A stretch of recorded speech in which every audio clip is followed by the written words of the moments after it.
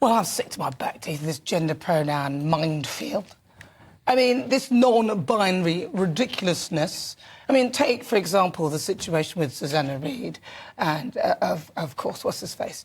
Sam Smith was on, and unfortunately Richard Madeley made the mistake of calling Sam Smith a him, and he was corrected by Susanna Reid, who said, no, it's they.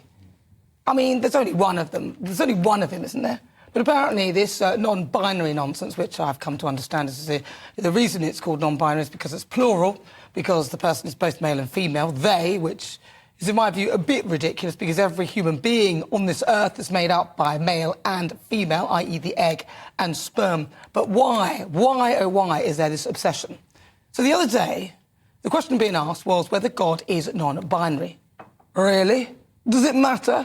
Surely God is in your head and is whatever you want it to be. The discussion was whether we now need to change the words and use non-binary terms or androgynous. I mean, androgynous, isn't that the word that we had anyway? Why are they coming up with this? So certain prayers would be updated, like Our Father, Our Them. I need some organ music. Actually, my producer, Natalie, she plays the organ. Can you strum off a few chords together? I'll give it a go.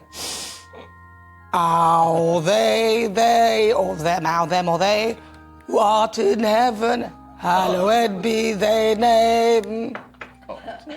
Exactly. To be fair, I think the Church of England has a lot more to deal with than whether or not God is non-binary, like historical sexual child abuse and its lack of acceptance of LGBT people.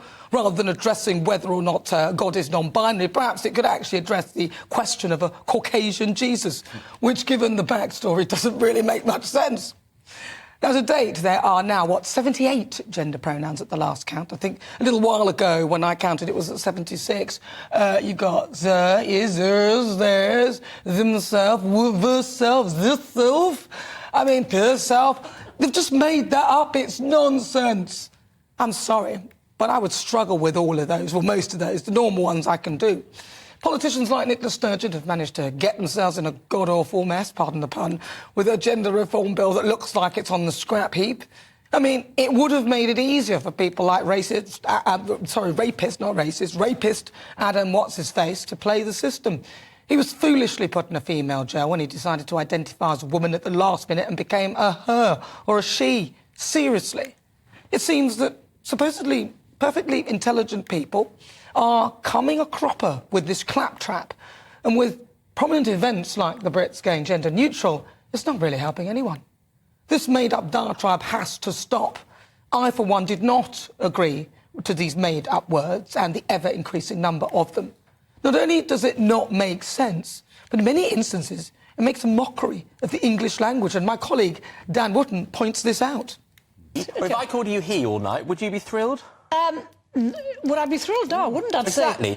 say... Carol is a she. You would, exactly, and Sam is a they. It's simple. No, You got it. Well done. Sam, no, They no, is just a butchering of the English language. It's not. Because Sam Smith is a he. Yeah. He's a man. And even if you believe in this thing that you should call people whatever pronouns they want, actually common sense Look, just takes this is turning into blasphemy laws. Like, I don't believe in gender ideology. That is my right.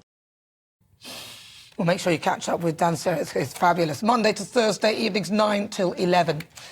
Well, frankly, there are two genders, male and female, and anything in between is still a combination of the two. That's it, folks. Deal with it.